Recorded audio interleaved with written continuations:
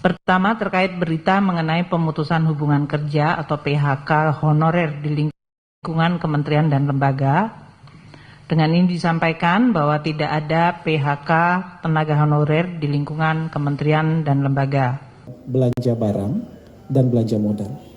Belanja pegawai tidak merupakan bagian dari efisiensi.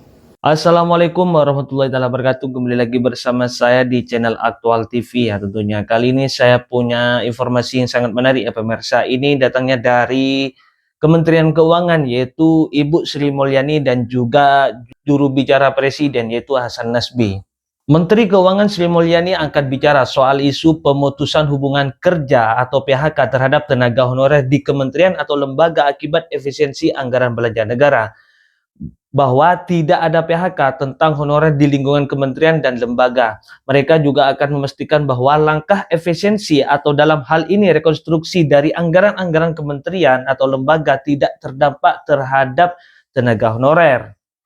Untuk itu akan dilakukan penelitian lebih lanjut langkah efisiensi kementerian atau lembaga tersebut agar tidak mempengaruhi belanja untuk tenaga honorer dan tetap menjalankan sesuai arahan Presiden, yaitu pelayanan publik yang baik.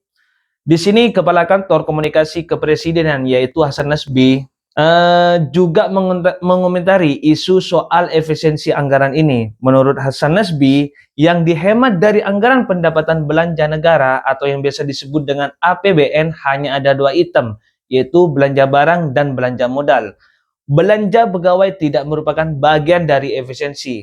Layanan publik dan bantuan sosial juga bukan bagian dari efisiensi. Maka seperti apa tanggapan-tanggapan beliau, tanggapan dari Kementerian Keuangan dan juga jubir juru bicara Presiden? Mari kita simak bersama. Ini dia videonya.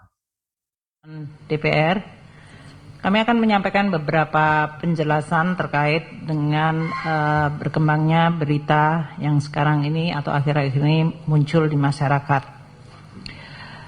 Pertama, terkait berita mengenai pemutusan hubungan kerja atau PHK honorer di lingkungan kementerian dan lembaga.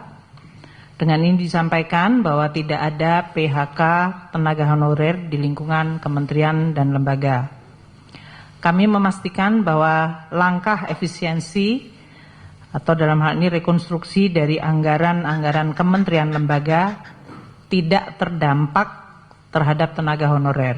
Untuk itu akan dilakukan penelitian lebih lanjut langkah efisiensi kementerian lembaga tersebut agar tidak mempengaruhi belanja untuk tenaga honorer dan tetap menjalankan sesuai arahan Presiden, yaitu pelayanan publik yang baik.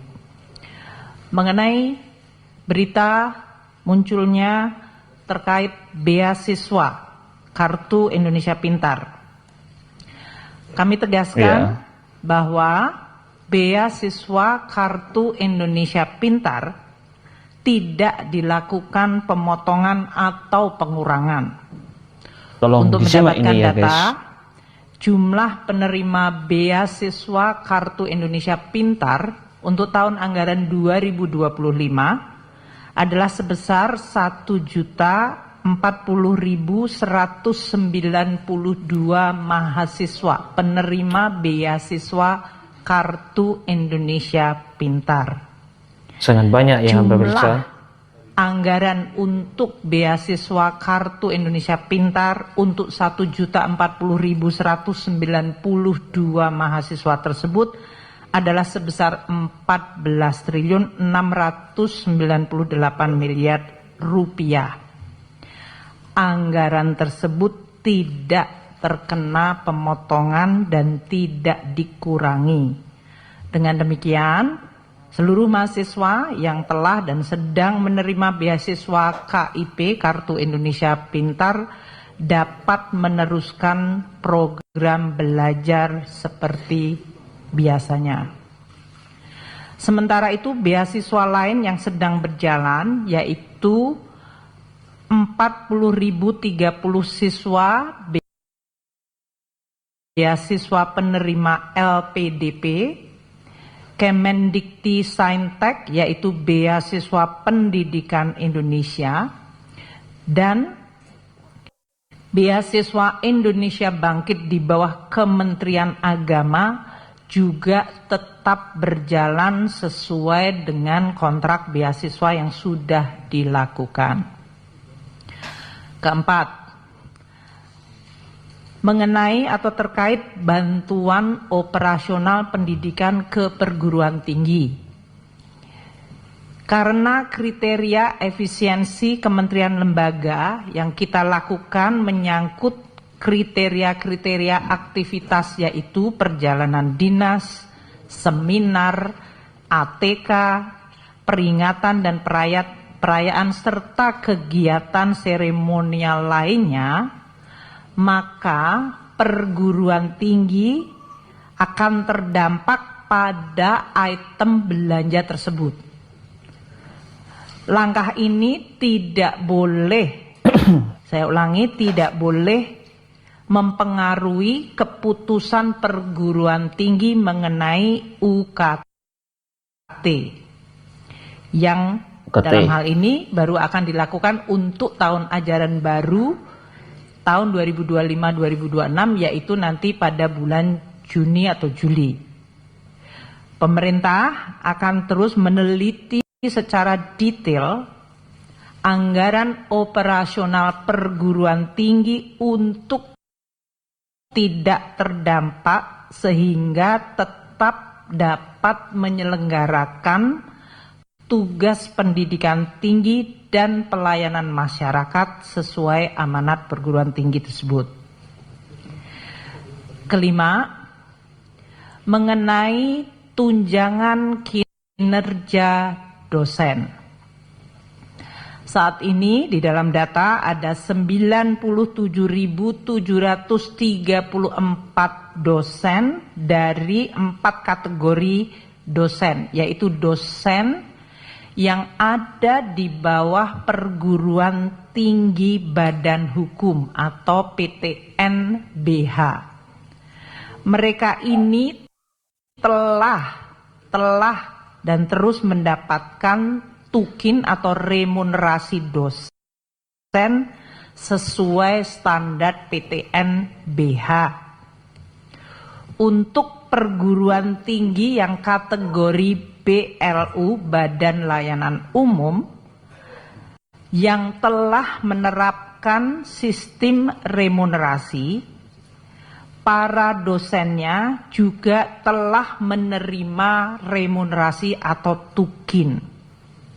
Sedangkan dosen yang di PTN BLU yang belum menerapkan remunerasi bersama-sama dengan dosen yang ada di PTN Satker, perguruan tinggi negeri Satker di lingkungan Kemendikti Sayentek, dan dosen PNS Lembaga Layanan Dikti atau LL Dikti yang saat ini menerima tunjangan profesi akan diberikan tunjangan kinerja atau remunerasi seperti tadi yang di PTN BLU. Dengan tetap memperhatikan tunjangan profesi. Jadi mereka sudah mendapatkan tunjangan profesi tapi belum tunjangan kinerja atau remunerasi. Saat ini kami sedang memproses penghitungan dan pendataan, dan Perpres sedang juga dalam proses untuk difinalkan. Keputusan mengenai tukin dari dosen PTN Satker di lingkungan Kemendikti Sayentek, PTN ya, dosen di PTN Satker lingkungan Kementerian Dikti Sayentek, kemudian dosen PTN BLU yang belum menerapkan remunerasi, dan dosen PNS LL Dikti serta dosen KL lainnya mengenai tukin sedang dalam proses finalisasi Perpres yang akan diselesaikan dalam waktu dekat. Mungkin demikian yang kami bisa sampaikan pimpinan DPR terkait beberapa isu yang sekarang ini sedang dibahas atau dibicarakan publik. Terima kasih. Assalamualaikum warahmatullahi wabarakatuh. Baik. Pegawai Ya, itu dari tidak merupakan bagian dari Kementerian efisiensi. Keuangan ya, Ibu Cuma Sri itu hanya Mulyani. dua item, Ini belanja adalah barang dari dan belanja modal. Hasan Nasbi Belanja pegawai sebagai juru bicara tidak Presiden. merupakan bagian dari efisiensi. Pelayanan publik, bantuan sosial bukan merupakan bagian dari efisiensi. Jadi kalau masih ada isu-isu itu, berarti betul-betul salah tafsir terhadap arahan Presiden. Tapi teman-teman kan juga harus kritis. Kalau konsultan habis kontraknya, kemudian nggak disambung, nggak disambung. PHK, gelombang itu setinggi apa sih? Kalau ada tenaga lepas yang kemudian tidak diperpanjang lagi, jangan dianggap itu gelombang PHK. Kan kalimat ini harus diukur. Yang teman-teman maksud dengan gelombang itu setinggi apa? Kalau ada proyek sudah selesai, kemudian proyeknya tidak dilanjutkan, itu bukan gelombang PHK. Iya, Proyek betul. sudah selesai, kalau nggak dilanjutkan lagi karena efisiensi, ya emang begitu. Termasuk juga honor, selesai kontraknya tidak dilanjutkan lagi. Tapi yang belanja pegawai kan tidak dikurangi. Nah, pemerintah itu punya APBN tahun 2025 3.600 triliun. Yang minta dihemat itu cuma 306 triliun, nggak nyampe 10%. Cuma 8,5%. Iya. Itu kalau nenek kita di kampung Sekitaran hanya 8%-an lah. Nggak berkurang kenyang kita itu. Nggak berasa juga tuh dikurangi itu tuh, nggak berkurang makan kita gara-gara itu. Karena biasanya juga nasinya sisa-sisa kok. Biasanya juga makanannya nggak dihabiskan kok. Gitu. Kalau efisiensi ini bisa dialihkan kegiatan-kegiatan yang produktif, ya itu bisa menghidupkan ekonomi. Kan sudah dicontohkan. Biaya perjalanan dinas itu 44 triliun totalnya. Kalau dihemat 50%, 20 triliun bisa untuk bangun 10.000 sekolah. Bisa Sangat untuk luar biasa ya 3 juta biaya perjalanan itu. ton dengan harga minimal 6.500 kan hidup di sektor pertanian. Bisa buat 44 menambah triliun kuota pemirsa. subsidi pupuk. Ya, pupuk bersubsidi jadi 9,5 juta ton, kan hidup sektor pertanian. Jadi ini dialihkan untuk kegiatan produktif. Bukan dihemat kemudian ditabung, disimpan, nggak seperti itu. Kalau dihemat, disimpan, itu biasanya akhir tahun jadi acara ngabis-ngabisin anggaran itu. Teman-teman kan familiar dengan istilah ngabisin anggaran di bulan Oktober, bulan November, bulan Desember. Nah, ini yang disebut oleh pemerintah memotong lemak, menghilangkan lemak, tidak mengurangi otot. Jadi tenaga kita nggak akan berkurang karena kita akan jauh lebih sehat. Gitu. Jadi kalau ada isu-isu seperti itu, cek lagi benar nggak seperti itu di sana.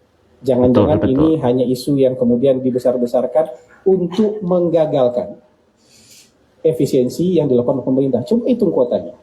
Dari 3.600 triliun yang dihemat berapa? 306? Nggak nyampe 10%. Totalnya dalam postur APBN kita nggak nyampe 10%.